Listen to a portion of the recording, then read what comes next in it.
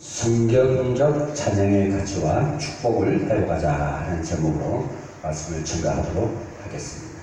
성경적 찬양의 가치와 축복을 회복하자. 이 사무엘상 16장 23절이 참 권세 있고 정말 우리 찬양하는 사역자들에게는 아주 기가 막힌 메시지고 또 힘이 되는 본문입니다. 우리가 소유라는 말이 있습니다. 이 말의 유자는 있을 유자가 아니고 가질 유자입니다. 그래서 상대하는 존재이다. 소유라는 말은 두 가지 개념을 포함하고 있는데, 첫째, 필수적 소유와 두 번째, 성경적 소유입니다.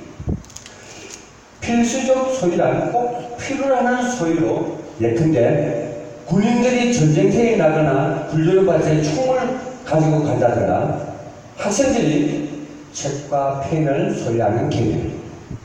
그러나 성경적 소유란 꼭 필요해서가 가진 것이 아니고 소유 그 자체를 즐기기 위한 소유를 의미합니다. 그러니까 군인이 총 들고 하는 거하고 우리가 말씀이 필요하고 찬송을 부르고 하는 거는 그냥 우리가 필요해서 하는 게 아니다. 아멘. 이거는 죽을 때까지 우리가 필요하고 놓치지 말아야 하는 거예요. 아멘. 부잣집에 가보면 별로 사용하지도 않은 값진 그릇들을, 아주 고급스러운 것들을 막 찬장에다 막 지르내는 걸 볼 수가 있잖아요. 남들 보기야 막, 야, 이게 제대로 사네, 멋지네, 와, 가풍이 있네 하고 막, 그걸 말을 들을 정도로 어떤 데는 가보면 카페트를 참 최고급을 깔아놓고 12지장이죠. 12동물 만드는 판대가 완전히 오동나무 같은 걸로 몇 천만 원짜리 같은 거, 이런 걸 딱 응접실 중앙에 딱 놔놨습니다. 그리고 바둑판도 최고로 좋은 거, 장인이 만든 거, 이런 걸 딱 갖다 놓고, 바둑알도 그냥 싸구리가 아닙니다. 그런 것들을 갈아놓고 그 가문을, 이세를 나타내는 거야. 솔직히 어떻게 보면 필요 없는 것이도 몰라요. 왜? 안 쓰고 나가기 때문에. 그러면서도 이 사람은 소유요, 수집하고 이런 상태입니다. 그러는 사람들이 쓰지도 않는 물건들을 값비싼 걸 징계해놓고 바닥에 깔아놓고 있다라는 얘기입니다. 또 책에도 보면은, 책장에도 보면은 아주 철학적인 책, 막 위인전 같은 거, 이런 것들 막 진열해놨죠. 네. 야, 이 대단한 책들이네. 이거 어디서 구했을까 하고, 막 사람들이 놀래요. 놀래면서 그 가정에 평가를 받는 게라. 어떻게 보면 우리 하나님 자녀들, 또 우리 성도들 입장에서 보면 참 무서운 얘기예요. 왜 쓰지 않는 것들을 남북에 좋으라고 그렇게 값비싼 것들을 진전해놓고 놔놨을까? 근데 소유의 참 가치란 사용한 데서 얻어지는 즐거움과 가치일 것입니다. 그러므로 참 소유는 그것을 제대로 쓸 줄 아는 자요, 그 용도를 가치대로 누리는 자입니다. 오늘 성도들에게 찬양은 군인들의 총과 같은 가치여서 필수적이라는 것입니다. 이것이 소유의 진가입니다. 이것을 누려야 해요. 그런데 이것을 못 누리는 자들이 많다는 거예요. 성경적 소유에 그치는 안타까움도 있다는 거예요. 그냥 성경이다, 그냥 하나님이 말씀하신다, 그것이 내게 적용이 안 되고 와닿지 않으니까 그냥 어쩔 수 없이 이것도 필요하구나 하고 하는 수준에 그치거든요.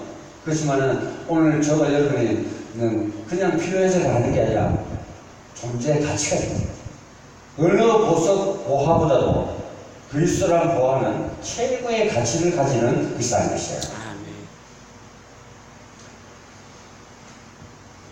오늘 성도들에게 찬양은 정말 하나님께 영광 돌리고 우리에게는 기쁨이 넘치고, 다윗이 찬양할 적에 사울에게 붙었던 악신이 있다는 것입니다. 이거 신분과 권세를 누리는 찬양이다. 그냥 노이즈와 같이 찬양하는 것이 아니라 그 다윗 왕의 목동 때부터 부르고 하던 것이 그게 찬양의 능력이 되어버립니다.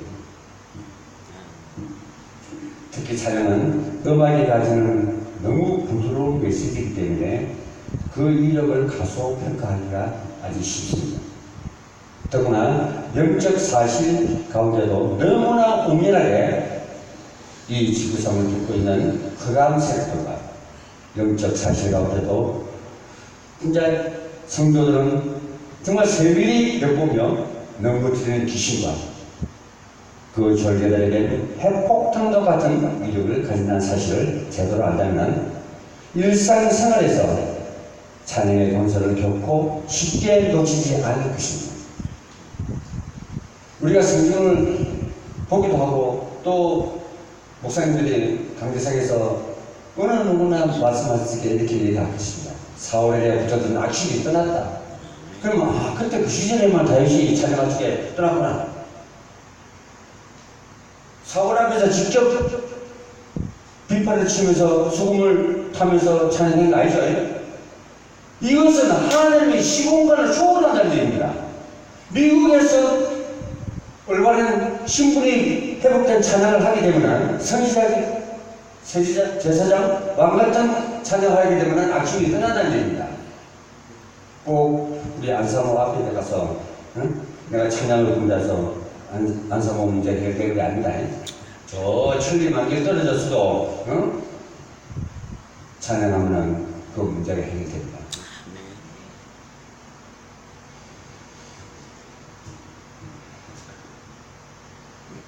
언론 보면은 그냥 여흥이나 오락을 위한 우아한 운율에 불과한 것 같아 보이나 영적 세계에서 일어나는 엄청난 능력과 가치가 있고 축복이 담겨진 성도의 건세의 힘을 우리가 깨달아야 할 것입니다. 아멘. 고치고 갱신하기 어려운 그 가운데 성격이나 고집은 대단한 요소입니다. 그 고래심질이라는 사람이 있죠. 아집이 아주 강해가고 요지부동이 사람.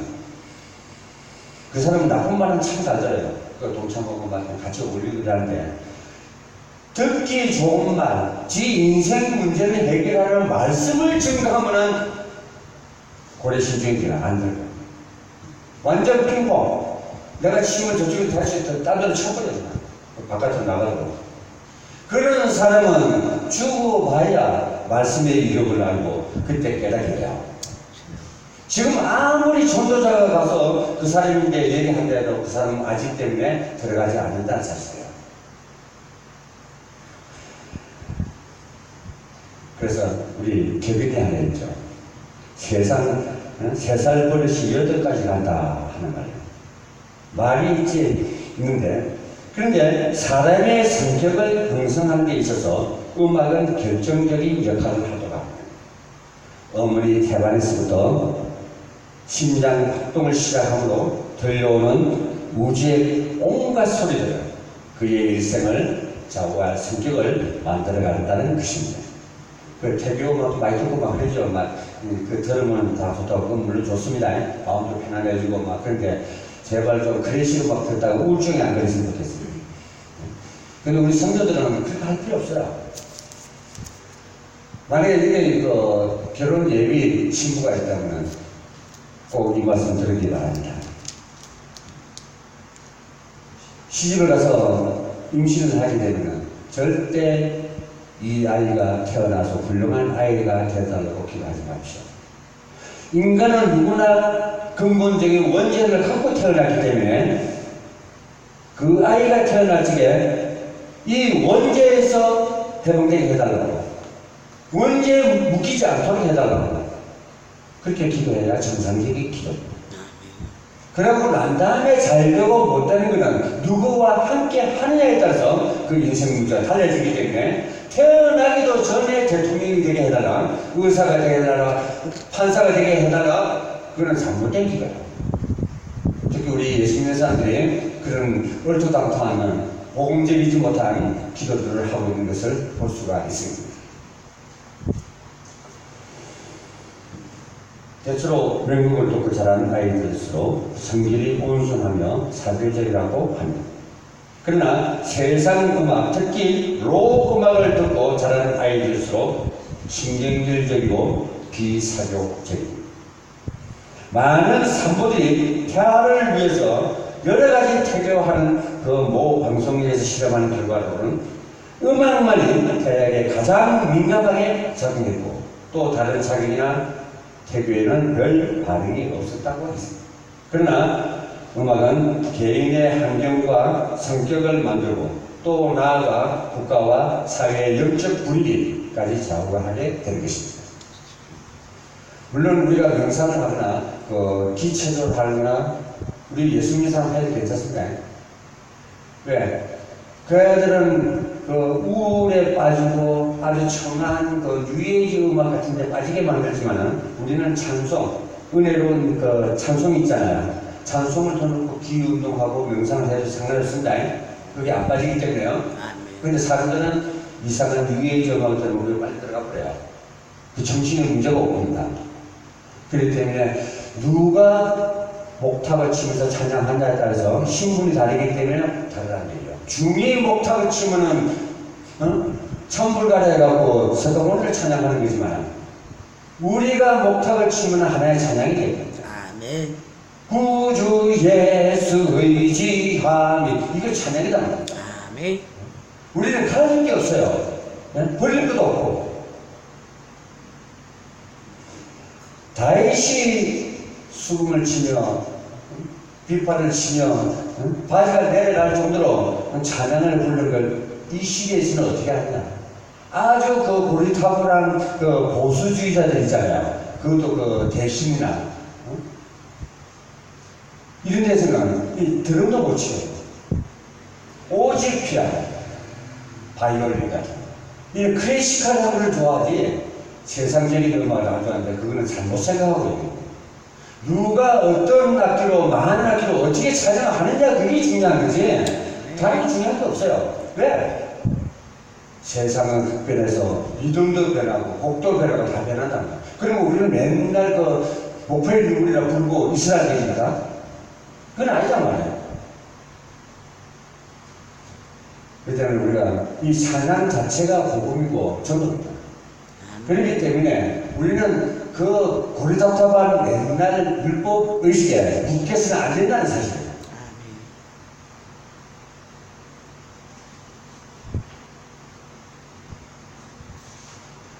그래서 일찍이 공자가 한 말이 있습니다. 이 사람도 참 그때 당시에 인간적으로는 참 지혜로운 사람이었어요. 세상을 보는 일이 있기도 있었기라. 무시박지하고 저 괴물 같은 인간들을 그래도 공자활, 명자활 하면서 인간성을 좀 회복시키긴 하거든요. 그래서 제가 뭐라고 얘기를 했냐. 음악이 타락하면 국가가 망한다 그랬어요. 이렇게 설파를 한 거예요, 공자가. 음악이 타락하면 국가가 망한다. 그럴 수밖에 없는 이유가 그 음악 뒤에는 분명히 하나님께서 역사하시든지 아니면은 흑암 세력이 역사하기 때문입니다. 바른 찬양이 회복되면 나타나는 가장 중요한 현상이 치유가 되는 것입니다. 21세기에 가장 각광받는 직종의 하나로 세계는 음악 치료를 주목하고 있습니다. 1990년대부터 다시 활발하게 시작된 이 치료는 미국과 유럽에서 급성장하게 됐습니다. 우리나라에도 최근에 도입하여 그 영역을 넓혀가고 있는데 약물이나 수술을 하지 않고 음악으로 부드럽게 즐기면서 치료하는 기법. 사실은 하나님께서 음악 속에 그런 기능을 넣어두신 것은 분명합니다. 특히 창세기 3장으로 깊이 물들어진 생각과 마음을 쉽게 치유가 되지 않습니다. 더구나 영적 문제가 많은 성도들은 더더욱 그래요. 시편 21편 26절에 보면 여호와를 찾는 자는 그를 찬송할 것이라. 너희 마음은 영원히 살지어다. 인간에게 가장 중요한 것은 마음과 생각입니다. 영적인 찬양이 때로는 뜨거운 베개의 눈물이 될 수가 있습니다. 아멘. 혹은 가슴 벅찬 감사의 눈물로 쏟아낼 때가 있습니다. 그 가사가 나를 감동을 시킵니다. 그러니까 이 찬양은 곡조 있는 복음이에요. 어떤 설교를 하는데 도구가 아니라 찬양 자체가 복음입니다. 그런데 보통 사람들이 그걸 몰라가지고 찬양하는 것을 자기 설교하는데 도움만 되는 하나의 도구로 여기는데 천만의 말씀이에요. 그럼 우리나라에 유명한 찬양 사역자들이 목사님 나오겠습니까? 예? 그걸 등한시 하면 안 나오겠죠? 예? 그러면 교회에서 그냥 찬양하지 말고 내가 찬양 목사요, 그럼 찬양 사역자하고 되겠습니까? 그런 무시함을 정말 좀 모르시는 분들께서 좀 깨달았으면 참으로 좋겠습니다.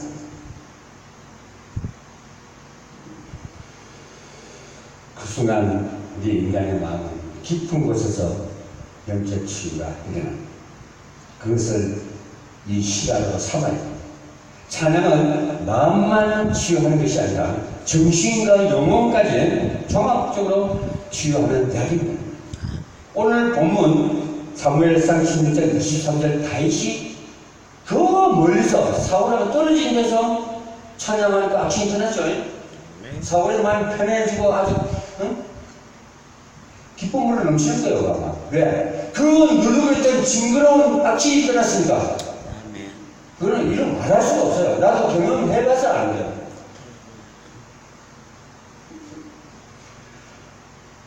또 찬양은 말씀을 깨닫게 하는 힘이 있습니다. 마음을 치유하는 힘이 있기에 찬양의 말씀은 깨닫게 하는 요소로 포함하고 있습니다. 10편 49편 4절에서는 내가 비위의 귀를 기울이고 수금으로 나의 오묘한 말을 부르노라. 그러니까 찬양은 말씀을 깨닫게 하는 힘과 마음을 치유하는 힘과 찬양은 말씀을 깨닫게 하는 요소를 포함하고 있다는 것입니다. 열왕기하 3장 15절 16절에서는 엘리사가 중요한 일을 예언해야 할 시간에 영감이 오르지 않아 검문고를 탈 자를 불러오게 합니다. 검문고가 연주되자 드디어 엘리사는 성령의 검문이요 메마른 땅의 어느 곳에 개철을 파라는 하나님의 메시지를 깨닫게 되었습니다. 그런 의미에서 예배 때 찬양이 설교 순서 앞에 드는 것은 선정적이라고 생각이 됩니다. 먼저 사람들과 말씀 전하기 전에 하는 거면 뿐만 아니라 찬송은 자체가 한편의 설교 메시지입니다. 이 찬송을 계속 예배에 둔다는 것은 10편 1편 2절에 복 있는 자의 삶을 살고 있는 자의 모습이 될 것입니다. 그때 나타나는 응답이 무엇이겠습니까? 10편 119편 164절에 보면 내가 주의 어려운 규례를 인하여 내가 하루 7번씩 주를 찬양하리라. 성도 본문 중에 본문이 바로 찬양하는 일. 하나님을 제대로 안다면 어찌 찬양할 수 없겠습니까? 찬송가 306장이라고 내 일생 소원은 늘 찬송하면서 주께 더 나가길 원합니다. 또 204장에서는 뭐라고 하냐면 나 사는 동안 끊임없이 구주를 찬송하리로다. 그러나 내 삶에는 찬송이 희귀하지 않는다. 말수로 갈수록 찬송을 해외해야 할 삶이 쉬워집니다. 말수로 갈수록 세상이 강박할수록 찬송을 벌칙에 내 마음속 이미 기쁨을 흐리기 시작합니다. 그래서 꼭 필요하고 우리에게는 있어야 할 것입니다. 시편 61편 3절에서는 찬송의 옷으로 그 근심을 대신하며 여기에 다윗의 승리의 비밀이 있다는 것을 깨닫으시기를 주님의 이름으로 당부드리겠습니다. 아멘. 잠깐 기도하겠습니다.